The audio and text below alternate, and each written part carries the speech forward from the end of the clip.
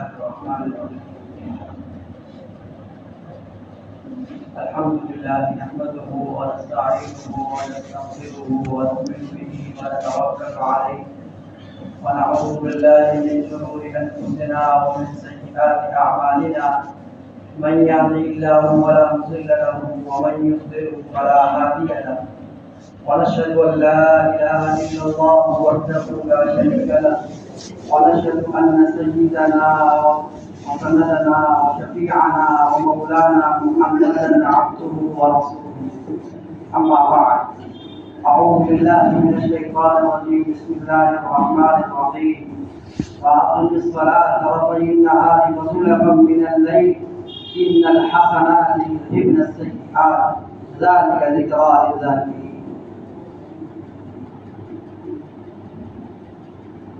حضرات معزز سامعین،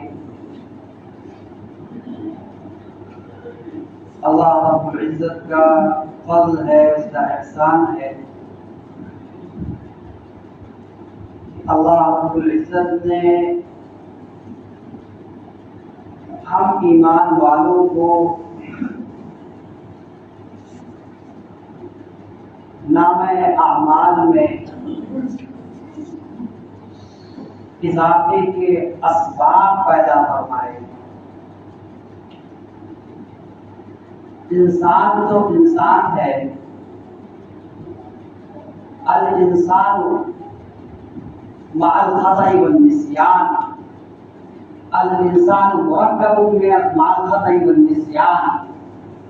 انسان تو انسان ہے، اس سے خطا، غلطی، لغزشیں ہوا کرتی ہے. کبھی ایسا ہوتا ہے کہ خطأً کوئی گناہ ہو جاتا ہے، اور کبھی ایسا بھی ہوتا ہے کہ انسان عمداً اس گناہ کو کرتا ہے، جان بوجھ کر گناہ کو کرتا ہے. بہرحال گناہ تو گناہ ہے.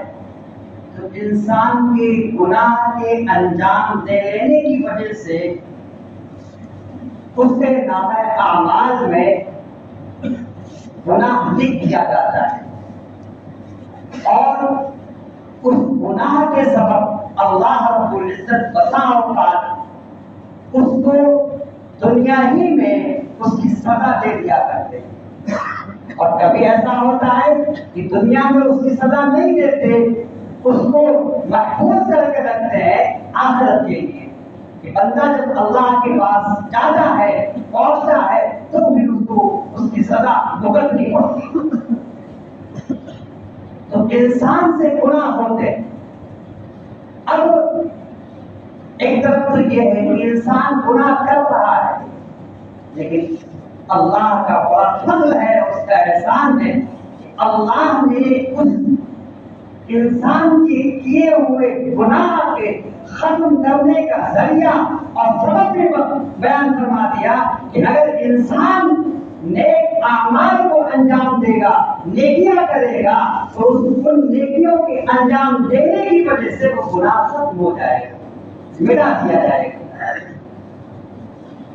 کام ایک ہے، کام انسان کام ایک کر رہا ہے، لیکن اس کا صلہ دوہرا مل رہا ہے. کام ایک تو گناہ معاف ہو رہا ہے، اور دوسری طرف یہ ہے کہ اس کے نامہ اعمال میں اجر و ثواب بھی لکھا جا رہا ہے. کام ایک ہے، لیکن دوہرا اجر مل رہا ہے، دوہرا صلہ مل رہا ہے. بات سمجھ میں آئی؟ تو نیکیوں کے انجام دے لینے کی وجہ سے انسان کے گناہ معاف ہو جایا کرتے ہیں. قرآن کریم کی ابھی آیت میں نے پڑھی، اللہ کہتا ہے وَأَقِمِ الصَّلَاةَ طَرَفَيِ النَّهَارِ وَزُلَفًا مِنَ اللَّيْلِ. نماز کی پابندی کیجیے دنوں کے دونوں سروں میں، دنوں کے دونوں سروں میں، یعنی دونوں حصوں میں نماز کی پابندی کیجیے، اور رات کے کچھ حصے میں بھی نماز پڑھتے رہا کیجیے. آگے کیا بیان فرمایا؟ ان الحسنات یذہبن السیئات. بے شک نیکیاں یہ برائیوں کو مٹا دیا کرتی ہیں. نیکیاں برائیوں کو مٹا دیا کرتی. اس اس لیے ہم سب کو حکم دیا ہے آقا نامدار تاجدار مدینہ سرکار دو عالم صلی اللہ علیہ وسلم نے کہ انسان کو نیکیاں کرتے رہنا کہ انسان نیکیاں کرتے رہے، گناہ تو ہو رہے وہ ہو ہی رہے، لیکن نیکیوں سے پلہ نہ چھڑائے، نیکیاں انجام دیتے رہا کہ ان نیکیوں کے انجام دینے کی وجہ سے گناہ معاف ہو جاتے ہیں۔ رمضان مبارک کا مہینہ چل رہا ہے اور معزز مہینہ ہے۔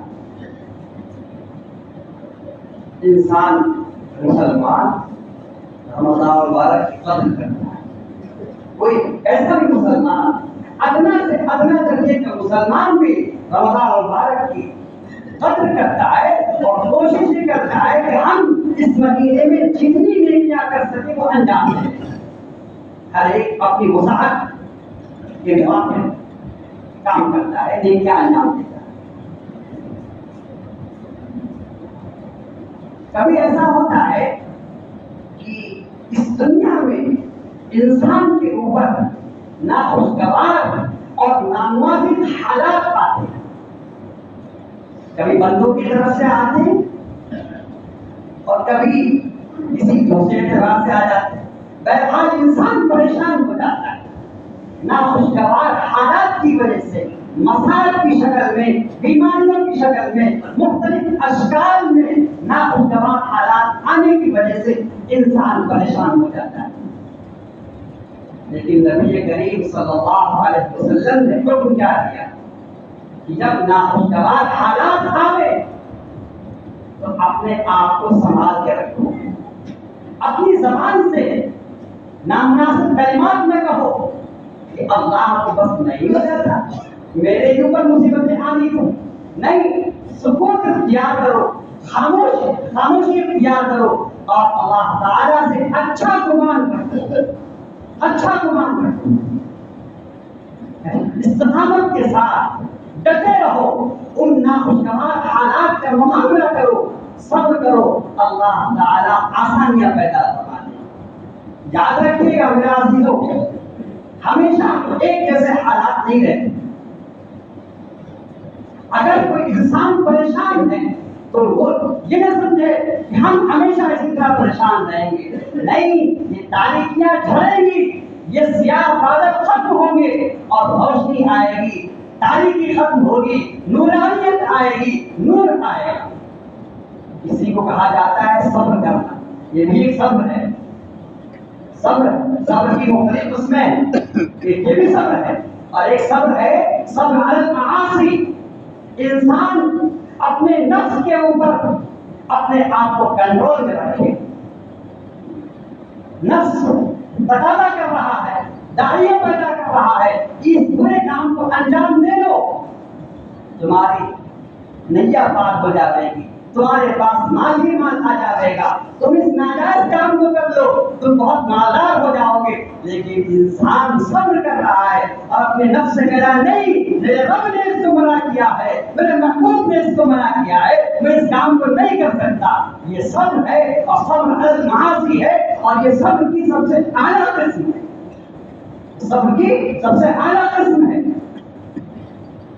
تو میں یاد کر رہا تھا یہ مہینہ مبارک مہینہ چل رہا ہے، اس مہینے میں انسان زیادہ سے زیادہ نیکیاں انجام دے، نیکیاں انجام دے۔ نیکیوں میں ایک تو یہ ہے کہ ہم تلاوت قرآن کریں، نمازوں کی پابندی تو کر ہی رہے الحمدللہ۔ جس طرح ہم ایک بات ہم آپ کریں گے، جس طرح ہم رمضان مبارک میں نمازوں کی پابندی کرتے ہیں، اسی طرح غیر رمضان میں بھی نمازوں کی پابندی کیا کریں۔ بات سمجھ میں آ رہی؟ جس طرح ہم رمضان میں الحمدللہ نمازوں کی پابندی کرتے ہیں، اکثر مسلمان رمضان مبارک میں نمازوں کی پابندی کرتے ہیں۔ میرے عزیزو، جس طرح رمضان کے مہینے میں نماز فرض ہے، اسی طرح غیر رمضان میں بھی نماز فرض ہونے میں کوئی فرق نہیں ہے۔ بات سمجھیے گا، فرض ہونے میں کوئی فرق نہیں. جس طرح رمضان کے مہینے میں نمازیں فرض ہیں اسی طرح غیر رمضان میں بھی نمازیں فرض ہیں. ہاں فضائل میں فضیلت اپنی اپنی جگہ ہے, فضائل سے انکار نہیں ہے, لیکن فرض ہونے کی حیثیت سے دونوں یکساں ہے برابر. تو ہم سب تہیہ کریں کہ جس طرح ہم رمضان کے مہینے میں نمازوں کی پابندی کرتے ہیں اسی طرح غیر رمضان میں بھی نمازوں کی پابندی کریں. اور ایک بات یہ ہے کہ رمضان کے مہینے میں ہم لوگ قرآن پاک کی تلاوت کرتے ہیں اور خوب کرتے ہیں, الحمدللہ خوب کرتے ہیں, سارے مسلمان کرتے ہیں. تو جس طرح ہم رمضان میں قرآن پاک کی تلاوت کرتے ہیں اس طرح غیر رمضان میں بھی قرآن پاک کی تلاوت کا اہتمام کریں. پھر اس کے فضائل, پھر اس کی جو برکات اور ثمرات ہیں وہ ہم اپنی زندگی میں محسوس کریں. ہم یہ نہیں کہتے کہ صاحب آپ روزانہ ایک پارہ پڑھو, نہیں, تھوڑا, اگر تھوڑا پڑھنا چاہتے تھوڑا بھی آپ تھوڑا پڑھیے, 2 صفحہ پڑھیے, لیکن روزانہ پڑھیے. جب تک ہم قرآن پاک کی تلاوت نہ کر لیں اس وقت تک ہم گھر سے باہر نہ نکلیں, اس وقت تک ہم کوئی کاروبار نہ شروع کریں, اپنی دکان پر نہیں. ہم پہلے اٹھ کر کے جو کام کرتے ہیں, ناشتہ وغیرہ کرنا, جو کچھ بھی کرنا, ہم کرنے کے بعد ہم قرآن پاک کی تلاوت کریں گے, اس کے بعد ہم گھر سے باہر نکلیں گے. پھر ہم دیکھیں گے اپنی زندگی میں کیسے انوارات اور کیسی نورانیت ہوتی ہے اور کیسے رزق میں برکت ہوتی ہے, ہم خود محسوس کریں گے. بات سمجھ میں آئی؟ یہ 2 کام کرتے ہیں. بس اللہ تعالیٰ مجھے بھی آپ کی آمد